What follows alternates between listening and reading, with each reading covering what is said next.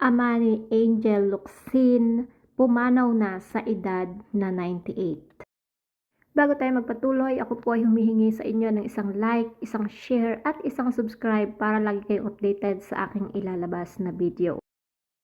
Sumakabilang buhay na nga ang ama ng aktres na si Angel Locsin na si Angelo M. Colmenares nitong March 5, 2025. Ilang mga fans ang nagpakita ng suporta kay Angel at nagdasal na malampasan ng aktres ang kalungkutan na kanyang nararanasan sa ngayon.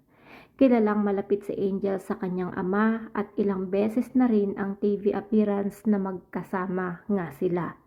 Nasa Heritage Park sa Taguig City ang kanyang labi ngayon. Nagpahayag ng pasasalamat ang pamilya Colmenares sa lahat ng nakikiramay.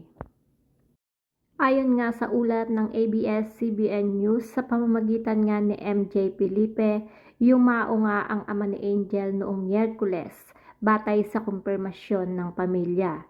Hindi naman idinitalye ang dahilan ng pagkamatay ng ama ni Angel. Nakikiusap umano ang pamilya ni Colmenares sa kanilang privacy at nagpasalamat sa mga nagdala ng mensahe at pakikiramay sa kanila. Samantala sa verified Facebook page naman ni Angel, makikita ang simpleng tribute para kay Colmenares. "We love you, Daddy Angel, forever in our hearts." Mababasa nga rito. Pinalitan din ng profile photo ang FB page na kuha mula sa kasal ni na Angel at Mr. na si Neil Arce.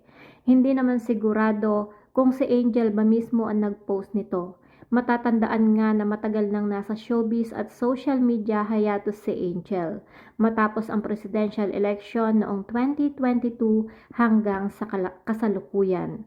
Kamakailan lamang ay nahack ang ex account ni Angel at bahagya siyang nagparamdam sa social media. Matapos nga sabihin na ibalik na sa kanya ang kontrol ng account.